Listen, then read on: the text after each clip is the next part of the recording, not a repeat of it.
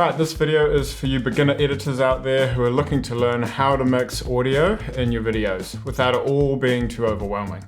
Because audio mixing is a massive topic and it's easy to get lost in trying to learn how to do it. So in this video, we're going to go over creating space in your mix with EQ, getting solid levels with compression, and the levels to aim for on your master channel out. And by the end of this video, you should be more confident in making those audio decisions yourself. I've seen a fair bit of misinformation and bad audio technique videos out there. So the reason for this video is to just set you up with some good audio mixing fundamentals. All right, here we have a simple project with our interview dialogue here and our backing music track below. So first, let's just have a listen to what this sounds like just as is.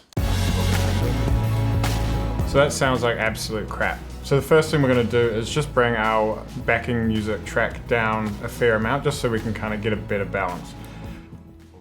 Alright, so let's start with processing this interview dialogue. And the first step is we're going to add what's called an equalizer onto our track. So we're going to come across to our Fairlight tab, and here you can see we've got our audio tracks and then our mixer down here on the right hand side. And so what we're going to do is apply an EQ. So we're just going to tap this EQ sign here. So before we touch a single dial, let's just talk about why we even EQ anything in the first place. Because if you don't understand the why, then the how is just going to feel like random knob turning. So every single sound, your interview dialogue, your background music, the dog barking 3 streets away, every sound exists across this frequency spectrum. Think of the frequencies like the keys on a piano. You've got your kind of low notes here on the left, and then you've got your kind of high pitched notes on the right, and then everything else in the middle.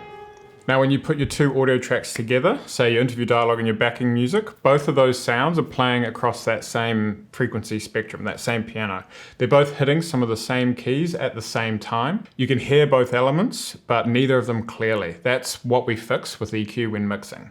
What EQ lets us do is turn up or turn down specific frequency ranges on any track. So instead of changing the overall volume of the music, we can surgically go in and say, hey, I just want to turn down these frequencies right here, or just cut this low rumble out. All right, so let's take a listen now. We'll bring the family up, and we're going to come across and just solo our audio track. So that's just playing the one audio track that we want to listen to. Busy. I think Rotorua has. Cool, so listening to this and visually, we can see that there's a bit of low kind of rumble here in our track. For dialogue levels, you kind of don't need anything under 60, 70 hertz. It's just kind of low rumble. So we're going to come in here and put a high pass filter on. I kind of like to have a reasonably steeper roll off for this. Overseas. And what you can do is you can bring it way past where you want and kind of roll back until you hear the full weight of the person talking. We're going to want this to kind of punch through our music track a little bit, so we're going to add a bit of the kind of syllabus and sharp sounds, which are kind of around that 4 to 5 kilohertz. So we're going to come across here. Bring the family up, and also from a hotel environment perspective, it's really busy. There. I think Rotorua has. So we've taken away a bit of that kind of low rumble, and now we're just going to boost a little bit there just to make sure that weight's still busy. there. I think Rotorua has. And so a way you can find kind of frequencies you don't want is by setting your Q factor quite high. So if we come here, I'm on band 2 here, Q factor right up, play the audio, and actually go way above what you need. And just kind of comb through the spectrum. My family and I, we relocated back to New Zealand from overseas, and I think it's a great place to bring a family, bring the family up, and also. So there's a frequency there that kind of is just spiking a little bit, so I'm just going to come in and just take that down a little bit. So here we go. So that's our first EQ on our dialogue track. Now, if you have a female voice, it's going to just be slightly different. The pitch and tone just might be a little bit higher. So, instead of boosting around here, you might actually just be taking that up and boosting up here. It's completely subjective to your audio source in particular. Everyone's voice sounds different. So you're going to have to use your ears to figure out what frequencies you want to affect. All right, so we've carved out some frequencies in our dialogue track. We've removed some of those frequencies we don't want, and then we've also thought ahead about mixing it with our audio track and boosted those syllabus frequencies, so it's going to punch through that audio channel. Next, we're going to look at compression on our dialogue track. So we're going to come across here to our dynamics, double click that, and it's going to open up our dynamics tab. So what we're looking to do with our compressor here is control the dynamic range from our loudest part of our audio to the quietest part. We're thinking of it as like an automatic volume control. So to put this in easy terms, people are inconsistent, right? When we've got our interview subject, he might begin his answer by talking really loudly and confidently, and then as the story goes on, he will trail away and it might get quieter and quieter and quieter. That's our dynamic range. So what the compressor is going to do is it's going to catch all those loud points, pull them down. So now our dynamic range isn't as wide, and then we're going to bring up the entire audio track. So now we've got a really nice, healthy level of audio. So here, let's turn on our compressor with this toggle here. So here we set our threshold, which tells the compressor anything that goes beyond this level, so negative 24 dB, I want you to quietly turn down for me. And the compressor listens to the audio in real time and then turns that down based on our ratio we've set. So you see here, anything over this mark here is going to get compressed at a ratio of 2 to 1. So let's take a listen. General manager of Pullman Rotorua. Been here since May last year, and we really love it here. My family and I, we relocated back to New Zealand from overseas. So you can see we've got a quiet part of our interview down here compared to louder parts here. So what we're going to do is look to have a nice bit of gain reduction, which is the turning the volume down effectively on these louder parts. I think it's a great place to. I'm just going to want to get a bit more aggressive with my ratio. And also from a hotel environment. So I want this level, because it's the quietest part, just to be getting a tiny bit of gain reduction, whereas all this will be getting a bit more, just so the levels are consistent throughout the entire recording. The vibrancy is coming back. Really love it here. My family and I, we relocated back to New Zealand from. Awesome, that's sounding pretty good. And the last step for the compressor now is, because our loud peaks are being controlled and being brought down a bit, we can now take the overall level of the track and bring it up with the makeup gain, which means your quieter moments get louder too. The whole track gets lifted up without the loud bits becoming the problem.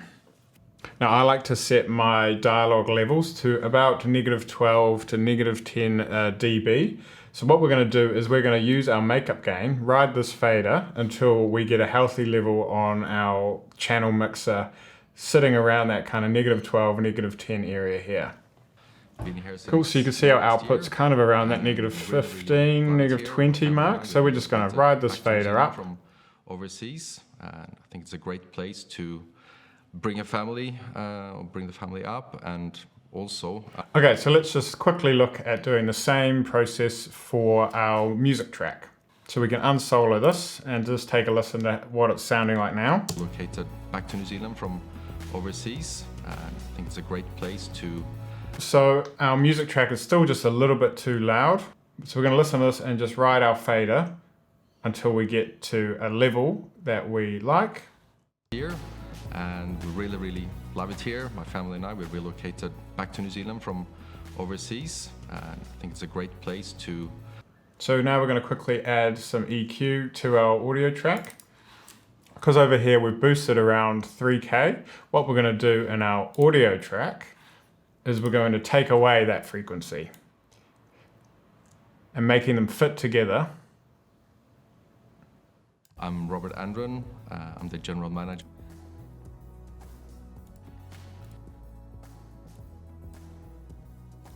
Take away some of that. You can see it's got a lot of bottom end. Again, we don't want anything, you know, below 60 or something, unless you're mixing with big sub bass. And because this is like an interview setup, we don't need too much driving bass in this. So we're just gonna shape it like that. So you can hear it's really kind of tamed this music track to allow space for the dialogue to kind of sit on top and really push through in the mix. Bring a family, bring the family up, and also from a hotel. So you can hear when the EQ's off, the brightness of that audio track comes back and is clashing a little bit with the dialogue. So just by kind of bringing that down a little bit, we've allowed the dialogue to really pop through and we can hear both elements clearly. All right, so we've EQ'd our tracks. They sit together nicely. We've compressed the dialogue so it's consistent and solid. The mix now sounds good. The next thing we need to do is just get the output levels to the right loudness before exporting. We're going to base our output level on the fact that these videos we're creating are going to live on YouTube, so we're going to follow those YouTube guidelines. The target YouTube normalizes to is -14 LUFS, and that's the number we're going to be aiming for. LUFS stand for loudness units full scale, and it's a much better way of measuring audio loudness compared to just measuring like a peak level. It averages out the loudness across the kind of entire piece and then gives you a single number that reflects how loud that content actually feels to the human ear. So if we come across here in Resolve and we can set this metering to YouTube, and this is our integrated loudness. This is where we're going to be aiming for -14 LUFS. So if we just play it. I'm the general manager of Pullman Rotorua. Been here since May last year. So yeah, we can see we're quite quiet here, so we need to boost our master output. So a bad habit or technique I see around is people boosting their master out fader beyond unity. You never really want to do that. You want to keep it at unity, and then if you need to increase the volume, you use it in your kind of preamp gain stages up here. And this goes across all your tracks. You never want to be pushing them past unity.